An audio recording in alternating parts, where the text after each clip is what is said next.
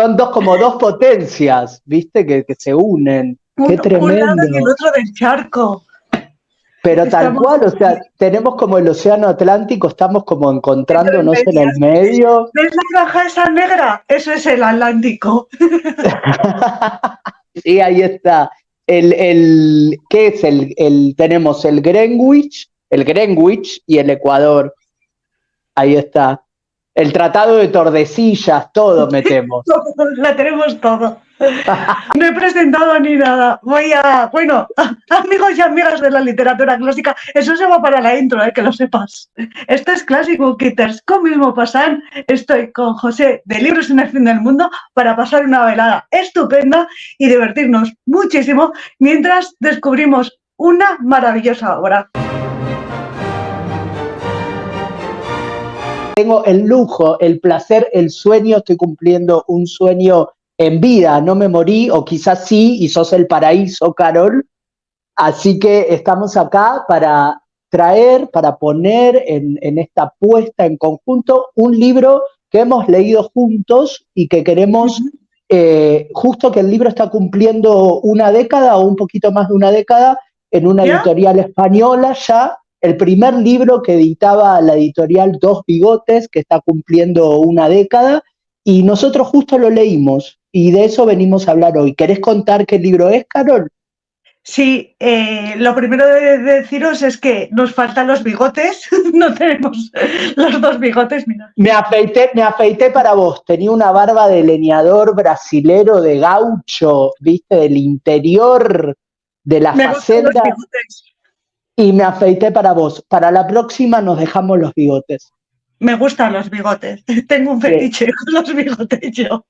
¿Ya podemos hablar de fetiches tan temprano? Bueno, dale, decí. El libro del que vamos a hablar hoy es El armario de acero y para empezar a deciros que nos ha gustado bastante a los dos, es una recopilación de cuentos en la que hay diferentes niveles, ¿vale? Hay cuentos muy, muy buenos y hay algunos pues un poquito así. También contiene poesía, que no soy yo muy de poesía, pero para un primer acercamiento está bastante bien la poesía. La hay mejor, la hay peor, pero es llevadero. Y los cuentos relatan, son cuentos LGTBI rusos, por eso lo del armario de acero, y pues nos relatan diferentes vivencias de la gente de Rusia desde el colectivo LGTB. Exactamente. La gente nos va a notar como que nosotros nos tomamos un café con burundanga de la emoción que tenemos, porque la gente tiene que entender que es la primera vez que nos vemos. Sí, sí, sí. ¿Entienden? Nosotros estuvimos hablando un montón para esto, hicimos un montón de preproducción, pero no nos habíamos visto. Esto realmente es una puesta en común en vivo, la están viendo, están asistiendo, no le estamos cobrando ninguna suscripción, es completamente gratuito.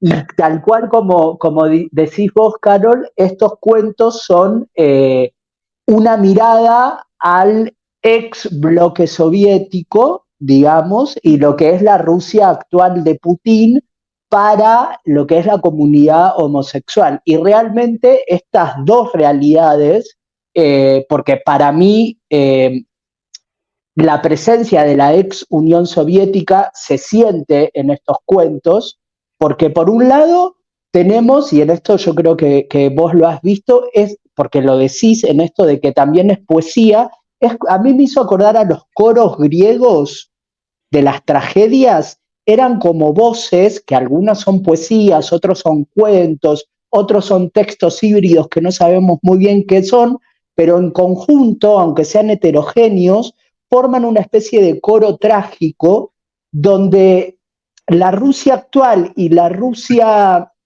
pasada, que no es tan pasada, condicionan lo que es el sujeto de género que estamos hablando, porque la guerra, el machismo, el homo sovieticus está súper presente.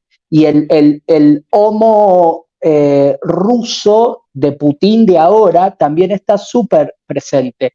Y me asombró el machismo que hay en en este libro, en esta sociedad, y cómo cuesta ser gay en Rusia. ¿Será esto lo que vienen a denunciar estas voces? Hay dos cosas que quiero comentar porque me parecen muy interesantes. La primera es un poco de contexto, o sea, como en otras partes del mundo, en Rusia siempre se ha tenido una mala visión del colectivo LGTBI, en especial los homosexuales, porque siempre sabemos que las lesbianas van como un poquito a su bola, de son amigas que viven juntas, se dan la mano porque son muy amigas. Siempre ha habido un poquito de... Eso es patriarcado. Sí, lógicamente, pero siempre ha habido un poquito de menos, por ejemplo, en la época victoriana estaba muy perseguido ser gay, pero no tanto ser lesbiana. Porque gusta, dos chicas juntas gusta, claro, es eso. Pero tampoco es porque guste, es porque como no lo ven, porque dos amigas pueden vivir juntas, pero dos chicos no. O sea, se quedan dos solteronas y pueden vivir juntas, pero dos solteros que ya es de oro porque no son solteronas, no. Bueno, pero yo sigo insistiendo que es patriarcado porque es terror anal. Pero lo que venía yo a comentar aquí es que después de la caída de la Unión Soviética sí que hay, bueno, bastante después, pero hay un florecimiento de lo que es el contenido LGTB, pero según pasan los años, Rusia se vuelve más conservadora y más conservadora y pues estamos en una situación que por eso es muy importante este tipo de libros en la que ser gay, lesbiana, trans, queer, lo que sea ahora mismo en Rusia está penado. Entonces, estos cuentos eran bastante importantes en su época, pero ahora son necesarios y valientes. Quería dejar eso. Y lo segundo es que cuando he quitado el ordenador, he dejado la libreta ahí porque tengo todos los nombres apuntados. Va. Mientras yo les voy diciendo, por supuesto, que a la gente que no está suscrita a nuestros canales, a Classic Book Eater con Mipa Sound y a Libros en el Fin del Mundo, por favor, se tienen que suscribir. Que para algo así, clic y se suscribe. Tengo aquí apuntados todos los cuentos y hay uno que me ha hecho recordar mucho lo que decías, que es el de Vasily Chepelev. No tiene nombre, ¿vale? Pero va de la masculinidad tóxica dentro de lo que es el colectivo LGTB. Porque uno, por ser gay o lesbiana, no deja de transmitir y compartir y experimentar toda la toxicidad que los géneros, ¿no? Esa construcción de género, nos imponen a nosotros. Entonces, tú compras ese marco solo que a ti te gustan otras cosas. Sigues en ese marco. Y en esta historia de Chepelev, en concreto, nos vamos a encontrar con un joven que mata a un bisón, si no me equivoco, en esa masculinidad tóxica que es tan característica de Rusia. Todos tenemos la imagen de Putin sobre el águila sin camiseta o sobre un oso y eso también lo transmiten porque al final somos hijos de nuestra sociedad y de la sociedad nos construye como ella quiere. Tal cual. Entonces, por mucho que tú estés en un colectivo y por mucho que estés en un colectivo discriminado, que se supone que va contra corriente, no va a quitar todas estas ideas que nos van implantando y que es tan característico de la sociedad rusa, es la exaltación del macho por ser macho. No tiene que ver, ¿sabes?, el ser un colectivo con no transmitir la toxicidad, porque en este cuento nos relata la toxicidad de la masculinidad, más concretamente el búfalo está ahí sin hacer nada, se le encuentra, se asusta y dice, me lo voy a cargar. Y te quedas como, ¿por qué? ¿Por qué? O sea, sabés y sabemos todos, y para los que no saben de cuento, es que señores, señoras, no existe un tipo de homosexual y homosexuala dentro del espectro LGBT o un solo tipo de chico o chica trans, ¿sí? Pero cuando nosotros leemos este libro, pareciera que sí lo hay. Volvemos a lo mismo, cómo se construye el ser nacional, de lo cual vos bien también hablaste, que obviamente, como no existe una escuela que nos enseñe a ser gays, vamos a copiar el modelo heterosexual de la sociedad imperante y vamos a tratar de conformarnos como podamos. Y cuando uno lee estos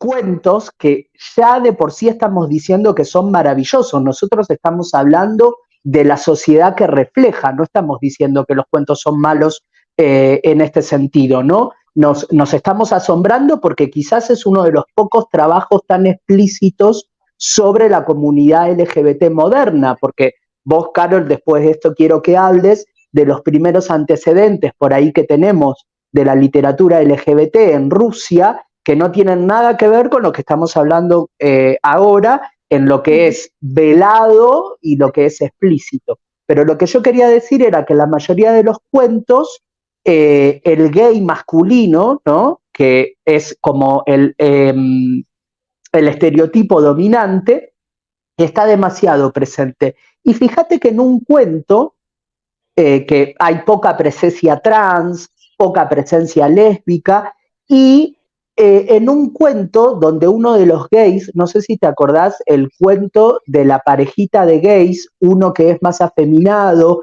que son amigos de la escuela secundaria, que están en un baile de graduación y están en un baño cuando tiene un final hermoso ese cuento, se lo explico para la gente.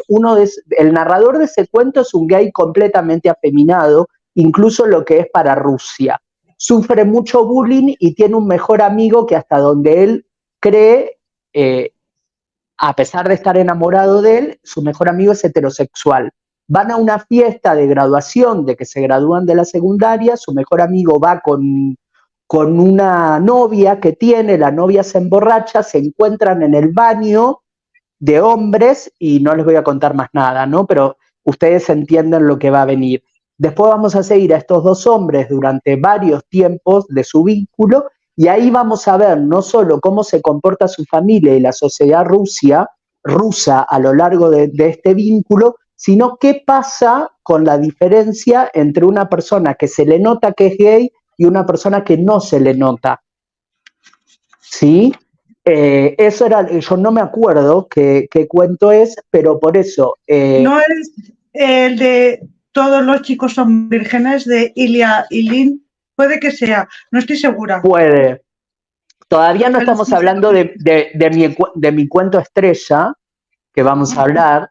No, pero los cuentos estrellas los dejamos un poquito más para el final, ¿no? Para el final. Yo con respecto al machismo, hay un cuento que lo recalca completamente, que se titula, espera que lo busco aquí, es que claro, la increíble y cruel historia de Misha Striko y su cruel esposa de Vadim Kalinin, en la que la historia sigue a un joven que se tiene que hacer prostituto después de pegar un puñetazo a su mujer, dejarla un ojo a la vírgula, ¿vale? Un ojo a la irlandesa, y entonces ella no puede ejercer la prostitución y es él el que tiene que ganarse de esa forma, que es la misma exactamente con la que su mujer se ganaba la vida.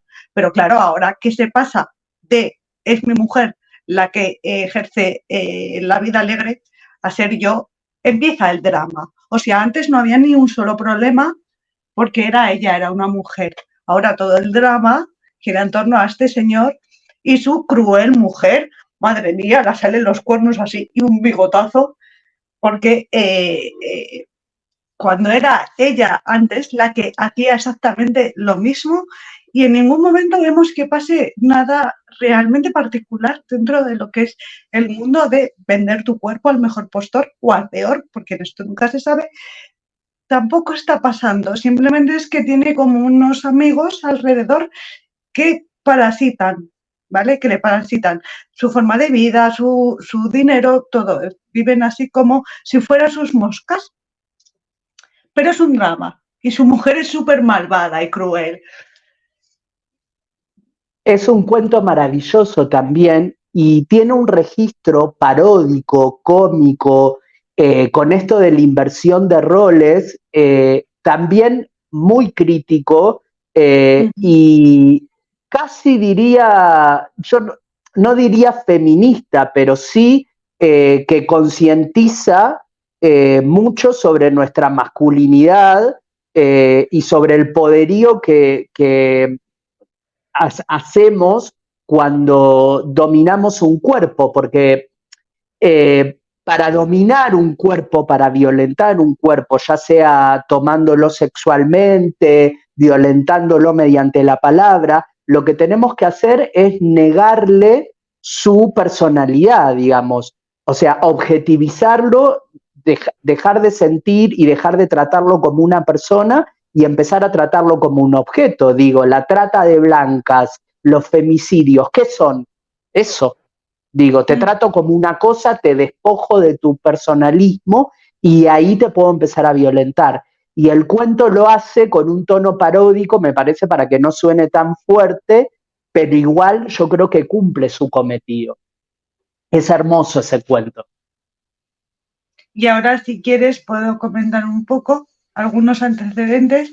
Bueno, se comenta, se dice, hay rumores de que Gogol era homosexual.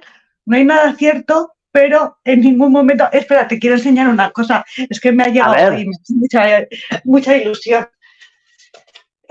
Uy, que se me mueve todo. Por el día del libro, Geray me ha regalado el Cuentos de Dikanka de Gogol, ¿vale? Con una postal de Gogol, mírale qué guapo y qué monísimo. Espera, a ver. Ah, pero era muy lindo. Sí, mira qué melenita. Es muy buen mozo. Bueno, pues la historia es, lo que sabemos hasta ahora de Gogol es que pretendió una muchacha, esta le dio calabazas, se vino abajo y ya nunca se quiso casar. Por eso la teoría ahora, a todo lo pasado, de que en realidad era homosexual, sin pruebas y sin fundamento. Lo cierto es que quizá chocase un poco con los últimos días de su vida, que se volvió un hombre extremadamente religioso y que uno de estas personas, ¿cómo se llama? Los ascetas, de esa gente religiosa que vive a sus fueras y se dedica a dar consejos, ¿vale? Y con lo mínimo, claro. Ese hijo de su madre le dijo a este señor, ¿vale? Uno de los grandes de la literatura rusa, oye, dejad de escribir que no te sienta bien. Y le hizo caso. Viste que estúpidos hay en todas las eras.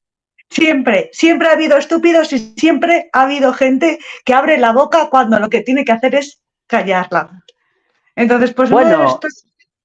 Nosotros nos conocemos hace un montón de tiempo, voy a ser polémico, nosotros nos conocemos hace un montón de tiempo y tardamos un montón de colaborar porque en el medio teníamos un montón de gente estúpida que teníamos que sacar. Exactamente. ¿Entendés? Pip, pip.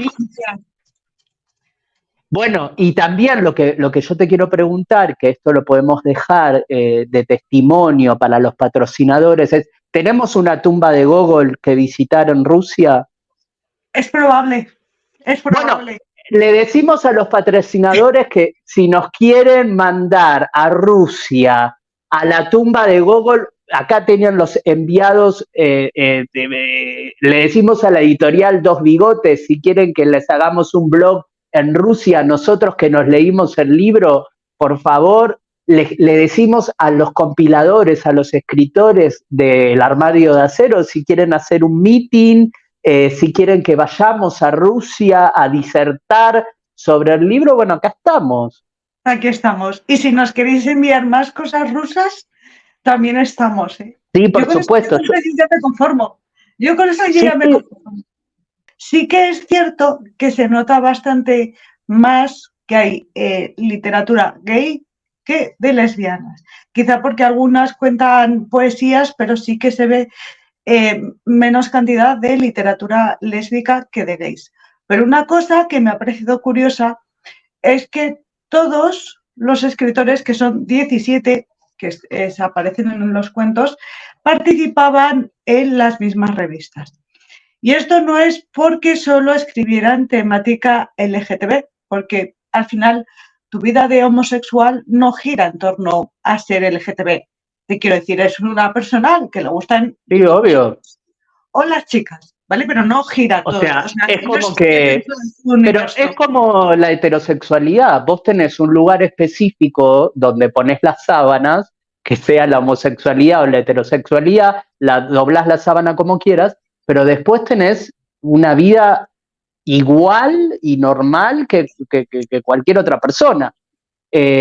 Lo que sí me llama la atención, que vos seguramente me lo vas a poder completar, es que todos experimentan, más allá de que lo hayan hecho en este libro o no, y debe tener que ver con el tema de las revistas, todos experimentan con la poesía, ya sea que hayan incluido poemas de los autores o no, todos son poetas, porque todos trabajan con estas revistas y también hay mucho lirismo en todo el libro. Yo no sé si porque son poetas, porque son rusos o las dos. Eso me lo vas a poder decir vos. No tiene que ver ser ruso con escribir poesía, ¿vale? Pero con ser lírico. Yo no me imagino a Tolstoy escribiendo poesía. No digo eso, pero digo, hay una lírica, hay una cosa, o sea, vos sabés que, te lo planteo de esta forma, si hay que describir lo que siente un alma mirando un atardecer helado, y te pongo un finlandés, un sueco y un ruso, ¿quién va a escribir eso mejor? Dependerá, ¿no? Quiero decir. ¡Es un ruso! ¡Es un Pero también, ruso! de alguna forma, toda esta introspección tan característica del siglo XIX en Rusia se va perdiendo con los diferentes movimientos que surgen a inicios del siglo XX, pero sobre todo lo marca la Primera Guerra Mundial y la guerra civil que tienen ellos, o sea, la revolución. Entonces, esto crea diferentes vías de escritura, ¿no? Pues tenemos el simbolismo, las vanguardias, pero como mucho más amplio. Es el momento de las vanguardias, de hacer lo que nos apetezca y lo van metiendo como en pequeñas cajitas. Entonces, toda esa tradición del realismo tan introspectivo, tan profundo, tan de mirar dentro de lo que son las personas y contárnoslo, se va diluyendo. Ya no es tan importante. Entonces, y si... pues, dependerá. Yo había comentado lo de que todos participaban en las mismas revistas, ¿vale? Porque al ser de un colectivo minoritario en peligro, porque independientemente de que sea legal o ilegal, con esa sociedad tan conservadora, la sociedad rusa nunca dejó de ser conservadora. No. Se puso una pátina, pero nunca dejó de ser conservadora. Y entonces todas estas minorías que de alguna forma socavan lo que la sociedad quiere seguir siendo, ¿vale? Siempre han estado en peligro. Y me parece muy interesante remarcar aquí que todos participaban en las mismas revistas porque eso hace una red de apoyo mutuo. Y es así como la gente supera cosas, ¿vale? Y cómo las amenazas son menos amenazas porque tú tienes una red de apoyo, que siempre es muy necesario y siempre hay que reivindicar tener redes de apoyo, tener amigos y tener gente con la que poder contar, sobre todo si estás en una situación de riesgo. Y ser homosexual durante muchísimos años ha sido un deporte de riesgo total. Sí, y eso es muy interesante también porque demuestra lo importante que es la literatura como ejercicio de empatía y como refugio de empatía. ¿Qué quiero decir con esto? Primero, que leer siempre va a ser lo más maravilloso del mundo porque ejercitamos la empatía. ¿Qué queremos decir con esto? Que leyendo podemos ser un ruso del siglo XVIII, XIX, una persona afrodescendiente del siglo XX, podemos ser un extraterrestre en un viaje espacial, podemos ser lo que queramos y eso nos da perspectiva y nos hace crecer como personas. Y también es un refugio de empatía porque uno se puede identificar, ¿no? Y cuando más cerca nos sintamos, pero también más lejos incorporemos modelos de desidentificación, porque la gente se cree que solo la gente del colectivo LGBT debería leer novelas LGBT. Y la literatura LGBT es literatura. Digo, y es una buena literatura como cualquier otra. Mirá que nosotros estamos hablando hace un montón de tiempo y la cuestión LGBT es lo más chico que ocupa nuestra charla, digamos. Por eso yo invito a la gente, más allá de que lean este libro que nos tiene debatiendo hace un montón de tiempo, El armario de acero, los cuentos rusos LGBT de la editorial Dos Bigotes, o sea, que se animen porque la literatura es para gente valiente en este sentido.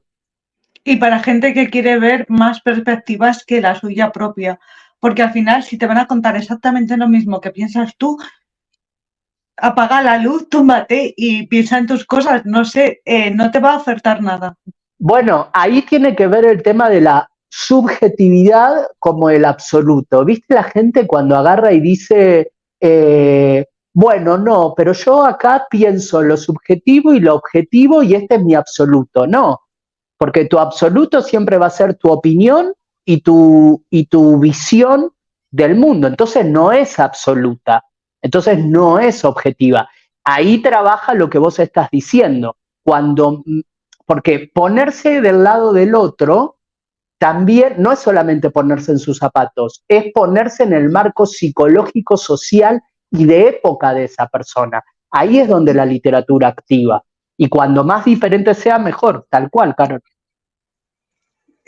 Con respecto a temática LGTB, tiene diferentes niveles estos cuentos, ¿vale? Tenemos desde el último, que es bastante, vamos a decir, activista, se llama Epílogo, del autor Maxim Zeliashkov, y nos relata desde, hermosísimo, desde los jóvenes LGTB que terminaban en un gulag en Siberia, hasta diferentes formas de castigos, todo lo que tiene que ver con las consecuencias reales, ¿vale? No ficticias, de ser LGTBI. Luego tenemos uno de mis cuentos favoritos, que es La muerte de Misha Beautiful, de Slava Mogutin, que estaría más entre medias, es uno de mis cuentos favoritos. Luego ya lo sigo en Instagram.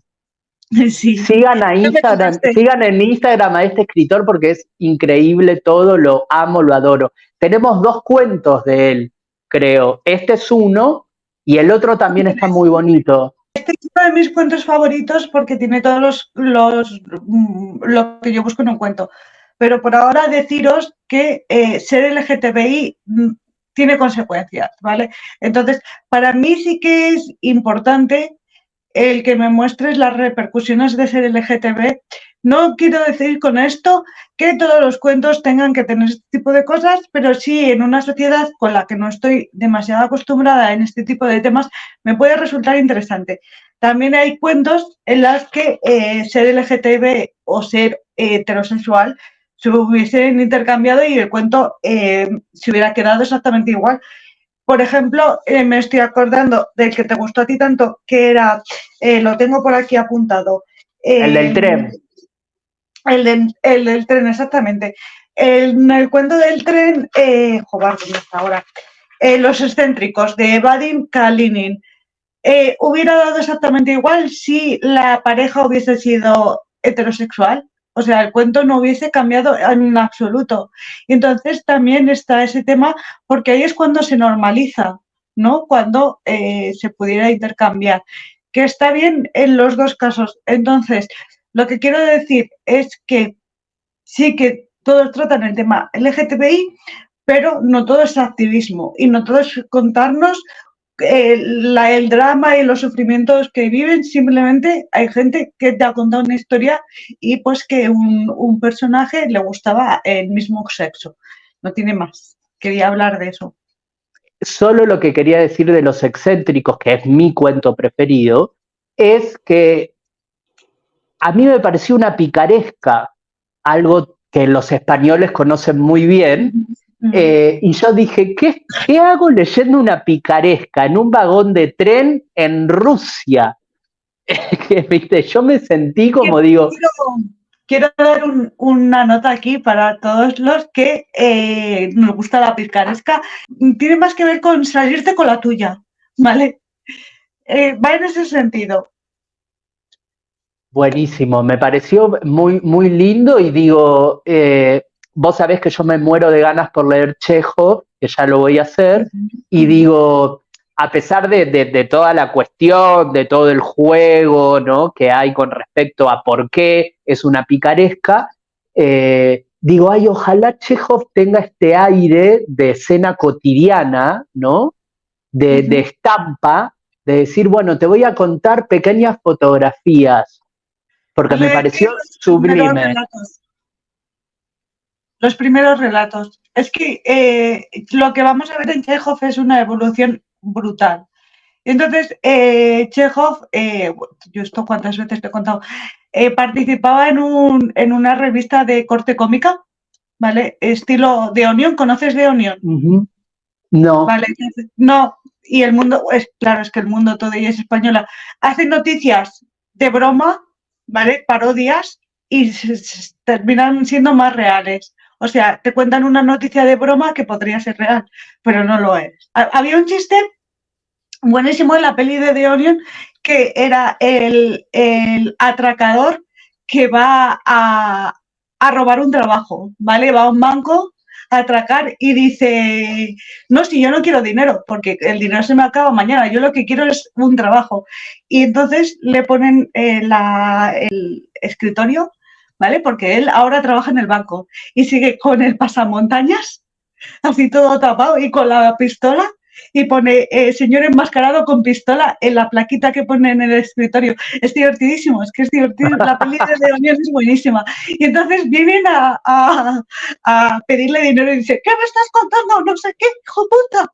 Y él está ahí, pero está trabajando. Entonces juegan con esa ironía y con esa forma. Y entonces Chekhov trabajó en una revista de estas que hacen titulares paródicos que podrían ser verdad. Y se nota muchísimo ese humor y esa forma de contarnos un poco la sociedad rusa desde un tono que no se lo toma demasiado en serio.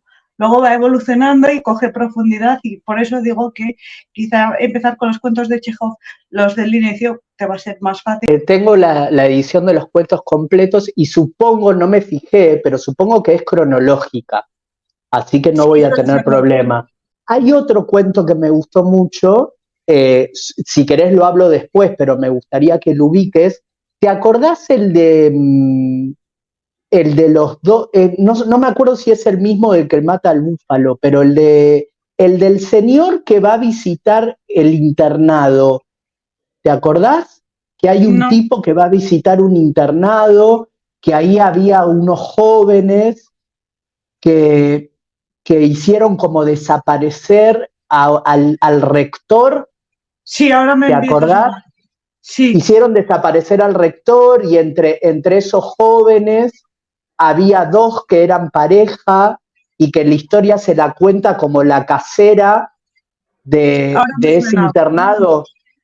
Bueno, ese cuento también me gustó un montón, que es como yo te digo, el ser soviético, ¿no? Porque estamos en plena guerra ahí, en ese cuento, importa más que el amor, porque fíjate que ellos se terminan, no voy a decir cómo, pero por la gente, para el spoiler, pero se terminan traicionando. No voy a decir cómo. Creo que el cuento es Eslava, Cuentos y contextos de Ilya Ilyin. Es que, claro, en algunos he apuntado notas y en otros no. Sí que quería comentar antes que ha habido un cuento en especial que no me ha gustado, ¿vale? Que era la incineración de Margarita Meklina, porque me resultó como leer el diario de una persona que no te interesa y que no tiene continuidad. O sea, eran como cuentos inconexos. ¿Es uno de los lévicos? ¿Sabes el señor Kuzmin que hace como 50 poesías? Pues el siguiente ya. La Bella y luego este cuento. Y era Sí, a como mí, muchos apartados de una misma historia, pero como que no conectaban del todo y es como sí, si hubieras encontrado las páginas sueltas de un diario de una persona que no te interesa. Entonces, creo que también es importante remarcar lo bueno y lo malo y decir, oye, que en general el nivel está muy bien de los cuentos, pero hay algunos que que sobran. Sí, que es sobran. como que al objeto total, capaz que los pusieron porque son como súper representativos en Rusia y quizás que al momento de la traducción, no sé, capaz que pierden algo, todo, porque Sí, yo sí.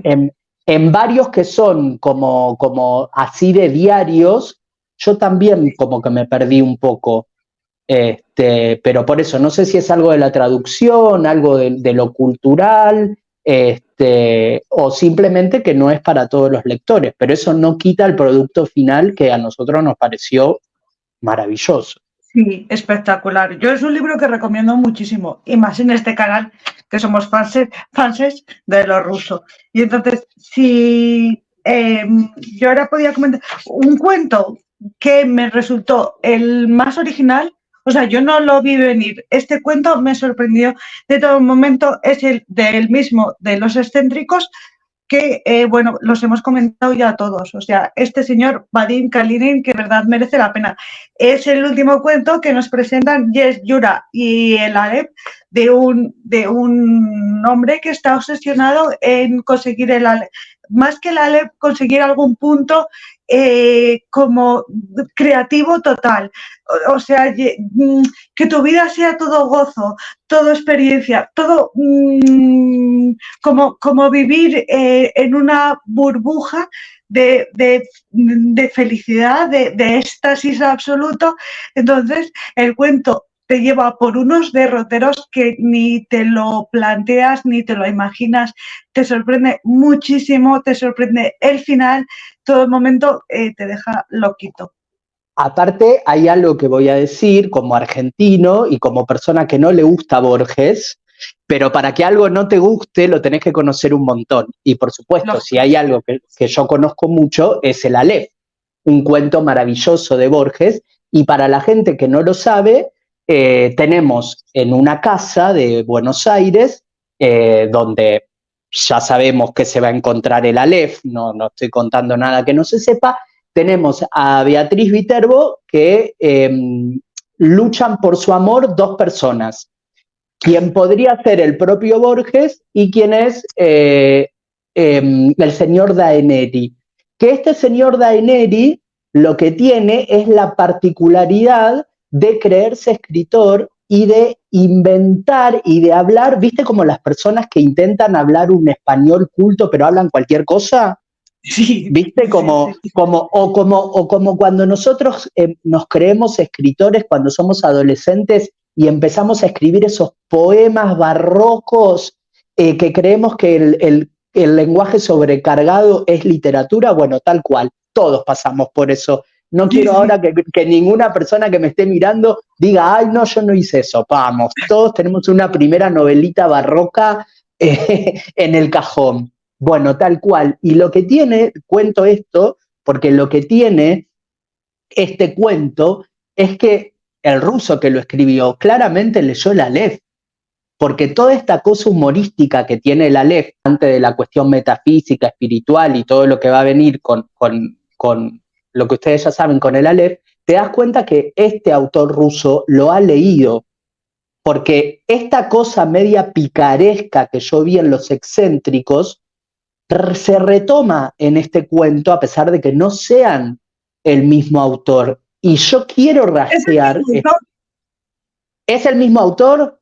es el mismo autor, confirmamos. Bueno, Se llama Vadim Kalinin y tiene el de la increíble y cruel historia de Misha Stritkov y su cruel esposa, y Yura y el Aleph. o sea que, a ver, los tres mejores cuentos de la antología son de él. No según mi gusto, pero sí.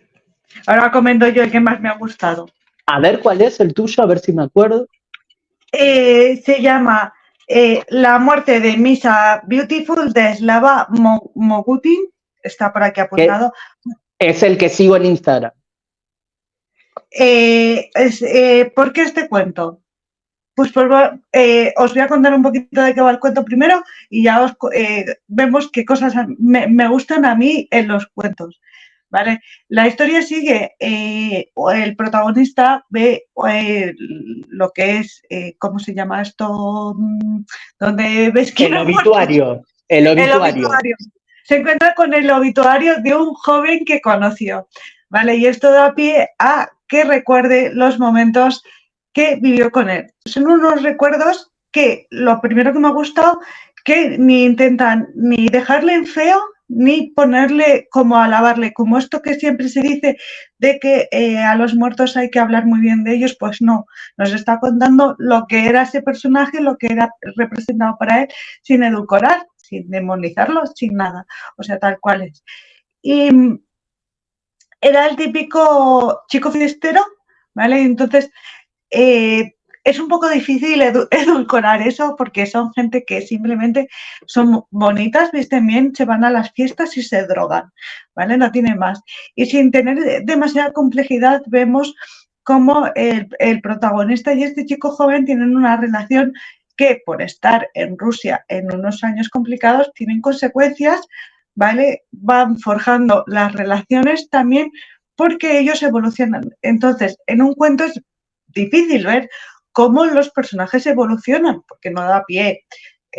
Son cuentos, relatos cortos y aquí evolucionan, aquí cambian, aquí vemos cómo se transforman y cómo ya no es exactamente lo que el uno busca en el otro y cómo era un poco un desahogo, ¿no? Como él me necesita, voy ahí y ya no es eso. Entonces tenemos consecuencias, tenemos el no edulcorar, tenemos desarrollo de personajes y una de las características que más me han gustado, que tampoco es que pase demasiado en los demás cuentos, es que es un cuento, este sí, en el que le cambias de la sociedad rusa, porque por lo que os digo, las consecuencias a cualquier otro país y no funciona, porque ya no sería lo mismo. Y hay muchos cuentos, bueno, igual el que matan el bison no, lógicamente, pero hay muchos cuentos en los que si coges los personajes, la historia y la colocas, los usas aquí, en Argentina, en Brasil, sigue quedando la misma historia. Y entonces a mí me gustan los cuentos que tienen relación y contexto con lo que tú eres, porque al final el país nos marca y nos construye más o menos y te puede gustar más o te puede gustar menos, pero esto es así. Y es muy importante porque este autor tuvo que escapar y vamos a ver cómo se va del país. Entonces, y además vamos a ver también, que también me parece muy importante, un momento clave que es un golpe de estado del año 93 que tuve que buscar yo más información. Entonces es que lo tiene todo porque además tiene contexto histórico, tiene el contexto de lo que estaba pasando, no le hace falta más. Entonces a mí me ha gustado mucho por la complejidad que tiene el cuento. Hay algo que tiene, para sumar a lo que vos estás diciendo, que me parece que no solamente el personaje principal, no el narrador, sino el personaje principal, es el personaje más salvaje y más rebelde que hemos encontrado, me parece, en toda la antología, porque estamos acostumbrados a cuentos donde el que es salvaje es el país o la propia sociedad que aplasta a la comunidad LGBT. Y acá es el personaje el que tiene más fuerza y el que se levanta por encima de la sociedad y no le importa absolutamente nada. En un contexto, como vos decís, en un contexto donde no era una época para levantarse, precisamente. No. Entonces, me ha gustado por eso, porque es el que más elementos maneja, los maneja muy bien, el señor escribe estupendo. La mayoría de ellos me haya gustado más o me haya gustado menos, no ha habido ni uno solo que digas, qué mal escribe este señor. Nadie escribe mal en este libro. Nadie escribe mal en este libro. No lo hay. Sí, si lo había, lo quitaron. No pasó a postproducción, no llegó. Entonces me parece muy curioso. Pero además me ha gustado mucho. Sí que es cierto que quizá los cuentos más llevaderos y los que mejor se hacen son los de Vadim Kalinin, que son los que te han gustado a ti más, que a mí también me han gustado mucho, ¿vale? Pero este tenía todos los elementos que yo pido, todos, conjugados en una historia, además bastante emotivo porque al final estamos siendo testigos de los recuerdos de una persona con respecto a un ser querido Sí, o a y aparte de un exiliado también, un ¿no? exiliado en los Estados Unidos. Y que aparte también tiene esta cuestión, porque te digo una cosa, como así te digo, la persona más salvaje y la persona más rebelde se queda en Rusia y el que es moderado y hasta por ahí no más, porque el escritor de moderado no tiene nada, pero digamos, sería el que se exilia, digamos, y por eso esta cosa de vocación hacia la figura del protagonista del cuento, que no es el narrador, es la razón por la que exista este cuento, casi, ¿no? Exactamente, exactamente. Como un pedido de disculpas, digamos. Yo sentí esta cosa de te tendría que haber traído conmigo, te tendría que haber sacado de Rusia, si te hubiese sacado de Rusia estarías vivo. Había toda una cosa súper fuerte en ese cuento. ¿Y por qué hay que salir de un país para seguir con vida? También. ¿No? Lógicamente está ese tema que es súper importante. Madre mía. En repaso, nos ha gustado muchísimo a los dos. Es un libro que recomendamos, sobre todo a todas aquellas personas que les interese la cultura rusa y quieran conocer más cosas de la cultura rusa que no te vas a encontrar en otro tipo de textos porque hay cosas específicas que no van a estar. Y para las personas LGTBI, a los aliados y a los que les interesa el tema, ¿vale? Es un poquito para darles a conocer, pues yo recomendaría este libro. Exactamente, nos ha gustado muchísimo, me parece que es un libro versátil, que igual es cohesivo dentro de su heterogeneidad y como les decimos, hay que ejercitar la empatía y para eso la literatura y la buena literatura está a la orden del día. Una cosa más, le mandamos un beso grande a Gonzalo y a Alberto de la Sociedad, de la editorial Dos Bigotes, que han editado y que están de cumpleaños por la editorial. Le mandamos un beso grande desde acá a los chicos. Gracias por este libro tan maravilloso y por el hermoso catálogo que tienen, que vamos a seguir visitando. Eso, recomendadísimo el libro, recomendadísima la editorial. Y pues aquí lo dejamos y espero que os haya gustado el vídeo, pero sobre todo espero que vayáis a visitar el canal de José, que os suscribáis, que le deis mucho cariño porque se lo merece y que nos vemos en la próxima. Saludos. Nos vemos.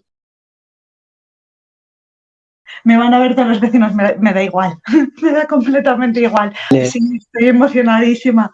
¡Ay, Dios! Sí. Se te escucha como difuminado. Como... A ver ahora. ¿Ahí? No. No te puedo creer. Sí, se te oye, pero como que fueras un robot. A ver, no me digas que se está... Bueno, lucharemos contra la adversidad. ¿Sigo donde estaba? Sigue donde estaba. Estábamos hablando de la masculinidad tóxica. Sí, es que tenía el celular apoyado en una banana. Capaz que es eso. Pero las bananas no hacen... Como que fueras un robot. No hacen interferencia, no sabemos. No lo sabemos. Acá en Brasil estamos llenos de dengue. Así que a mí me decís cualquier cosa que no funcione y yo digo, me agarré dengue. Entonces, enseguida. Tienes ahora mismo el dengue. Sí, es que es el dengue. Mira, no sé si se ve. ¿Ves esta picadura que tengo acá? Sí, como esto es dengue. Esto es dengue. Es dengue. Quiero ir a ver a Lenin momificado. Es una de las cosas que más de los sí. Le encerraron abajo, está en el sótano, en la Plaza Roja de Moscú, está en un sótano. Vale, pero quiero ir a verle así. Sí. Me gustan los fiambres. Quiero como que me tiren un montón de vodka encima, me enreden con la bandera comunista y me alcen, ¿viste? En la Plaza Roja y mientras recitamos poemas. Digo, igual mientras pasa eso, unos poemas de Pushkin le van fetet. Pero, ¿cuántos Aníbales hay? ¿Cuántos Aníbales conquistadores hay? No, a ver, conquistadores hay muchos, ¿no? Porque todos nos hemos visto conquistados en algún momento. Entonces, conquistadores, infinito. Importantes, un poquito menos. Debe ser ese, no debe ser otro. Le mandamos un mail de última, capaz que no contesta, donde quiera que esté. Agarramos una ouija, algo. Le etiquetamos en el vídeo, que lo vea. Sí, si no contesta, me caigo de ojete. Ojete calor, sí.